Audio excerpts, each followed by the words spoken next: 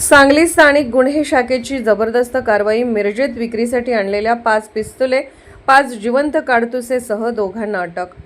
स्थानिक गुन्हे अन्वेषण शाखा LCB सांगली यांची मिरजेत मोठी कारवाई करत पिस्तूल विक्रीसाठी आलेल्या 2 आरोपींना अटक केली आहे। त्यांच्या ताब्यातून 5 देशी बनावटीचे पिस्तुले, 5 जिवंत काडतुसे, 1 बॅग असा एकूण 2,51,500 रुपयांचा मुद्देमाल जप्त करण्यात आला आहे।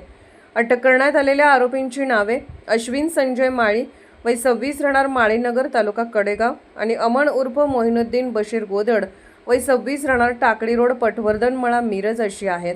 या प्रकरणातील सूरज जगन्नाथ मोहिते राहणार सोहली तालुका कडेगाव आणि अक्षय पाटील राहणार वाई जिल्हा सातारा हे दोघे संशयित सध्या फरार असून त्यांचा शोध सुरू आहे। पोलीस अधीक्षक तुषार दोशी आणि अपर पोलीस अधीक्षक कल्पना बारवकर यांच्या मार्गदर्शनाखाली स्थानिक गुन्हे अन्वेषण शाखेचे पोलीस निरीक्षक संजीव झाडे, पोलीस उपनिरीक्षक महादेव पवार यांच्या पथकाने ही कारवाई केली।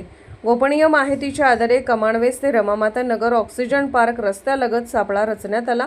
संशयास्पद हालचाली करणाऱ्या दोघांना ताब्यात घेऊन झडती घेतली असता अश्विन माळी यांच्या बॅगेत 4 देशी बनावटीचे पिस्तुले व 4 जिवंत काडतुसे तर अमन गोदड याच्याकडे 1 पिस्तूल व 1 जिवंत काडतूस आढळून आले।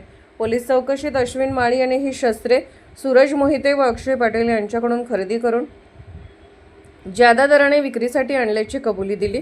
तसेच अमन गोदड याने अश्विन कडून 1 पिस्तूल व 1 काडतूस विकत घेतल्याचे सांगितले। या प्रकरणी मिरज शहर पोलीस ठाणे येथे शस्त्र अधिनियम कलम 3 व 25 तसेच महाराष्ट्र पोलीस कायदा कलम 37(1)(3) 135 अन्वये गुन्हा दाखल करण्यात आला असून पुढील तपास सुरू आहे। सांगली जिल्ह्यात अवैध अग्निशस्त्र बाळगणाऱ्या आणि त्यांची विक्री करणाऱ्या विरोधातील कारवाई यापुढेही अधिक तीव्र करण्यात येणार असल्याचे पोलिसांनी स्पष्ट केले आहे।